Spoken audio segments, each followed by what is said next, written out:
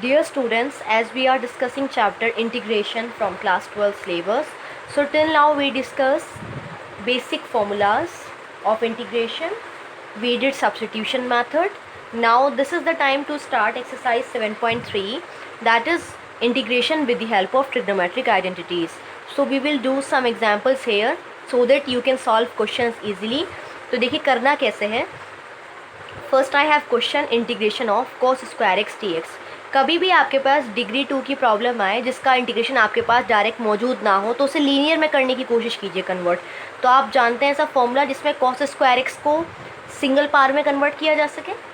If you recall formula of cos 2x, it was 2 cos square x minus 1. तो यहाँ से अगर हम cos स्क्वायर एक्स की वैल्यू निकालें तो ये हो जाएगा cos 2x plus 1/2. So I can right cos 2x plus 1/2 dx, यानी हमने 2 डिग्री को सिंगल पार में कन्वर्ट कर लिया. इसका इंटीग्रेशन हम अच्छे से जानते हैं. तो ब्रेक कर लेते हैं फंक्शन को. 2 will come in denominator of both parts, so half बाहर लिखा है. cos 2x dx plus integration of half outside dx. So I got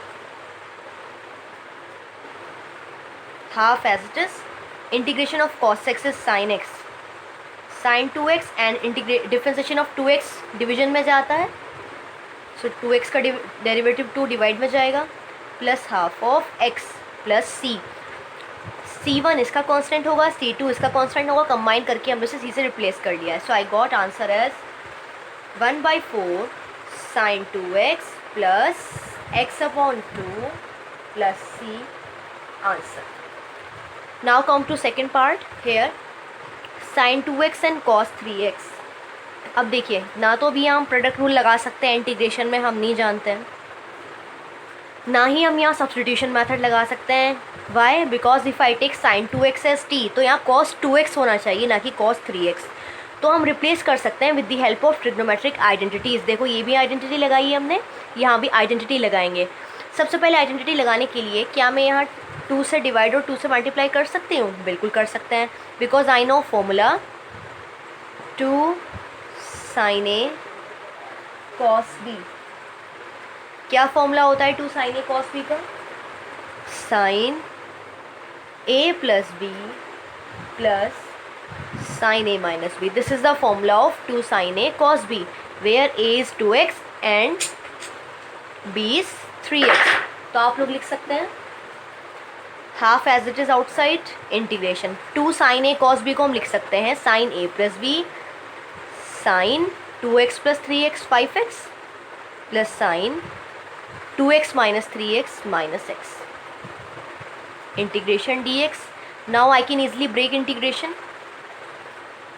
ये आपका हो जाएगा हाफ इंटीग्रेशन sin 5x. देखिए साइन माइनस थीटा होता है माइनस साइन थीटा, तो माइनस बाहर आ जाएगा. Half integration sin x dx. So now half as it is. Integration of sin x क्या होता है? cos उसका डेरिवेटिव होता है, इंटीग्रेशन में माइनस आ जाता है, तो हम लोग लिख सकते हैं minus cos 5x/5, because derivative of 5x 5 होता है और इंटीग्रेशन करते हुए डिवीजन में आ जाता है. sin x is minus cos, so it will become plus c. So I can write my answer as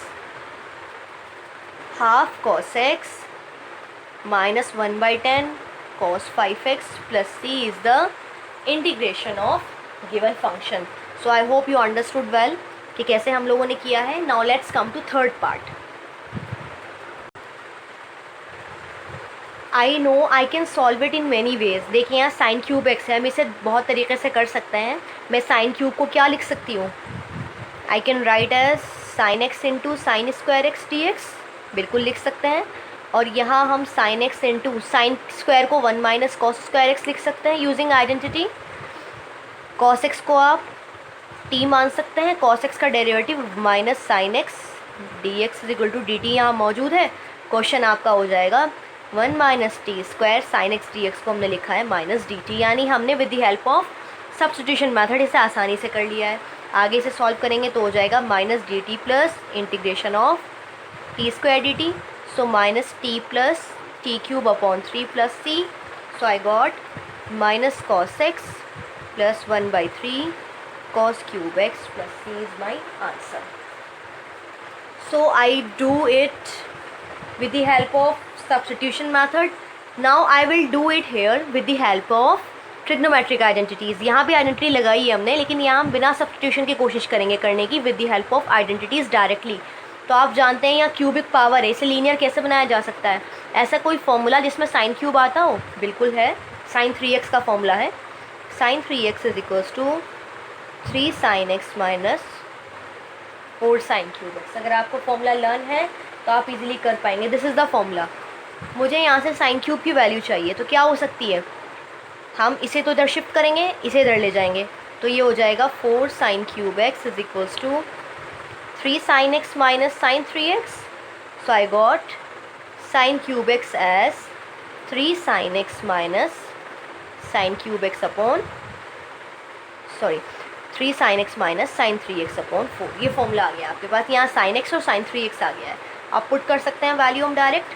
sin cube x की 1/4 बाहर ले लेते हैं, कांस्टेंट है, अंदर आ जाएगा 3 sin x minus sin 3x over dx. Now I can break my function. 3 भी बाहर ले लेते हैं. sin x dx minus 1/4 integration of sin 3x dx 3/4. sin x का इंटीग्रेशन क्या होता है? Minus cos x minus 1/4 integration of sin 3x. sin 3x का इंटीग्रेशन क्या हो गया? Minus cos 3x upon 3 plus c. So I got my answer as minus 3/4 cos x plus 1/12 cos 3x plus c. So see with the help of identity directly मुझे ये answer मिला है, और यहाँ हमने सब्स्टिट्यूशन मेथड लगाया है तो ये आंसर मिला है. दोनों आंसर्स करेक्ट हैं. तो इससे आप अंदाज़ा लगा सकते हैं इंटीग्रेशन में आंसर वेरी करेंगे. क्यों करेंगे? क्योंकि हमने अलग अलग अप्रोचेस इस्तेमाल किए हैं. सो इस एक्सरसाइज में आपके आंसर अलग अलग आ सकते हैं क्योंकि आपकी अप्रोच अलग अलग हो सकती है. तो there is no need to worry. आपका मेथड सही होना चाहिए, आंसर वेरी करेगा. टीचर बिल्कुल सही करेगा आपके क्वेश्चन को अगर आपका मेथड ठीक है. तो आप देख सकते हैं दोनों मेथड हमने लगाए हैं तो दोनों से आंसर डिफरेंट आए हैं. ये क्वेश्चन मैंने आपको इसीलिए कराया है ताकि आपको पहचान हो सके कि डिफरेंट मेथड लगाने से आंसर वेरी करेगा और आप इससे प्रॉब्लम में ना आए.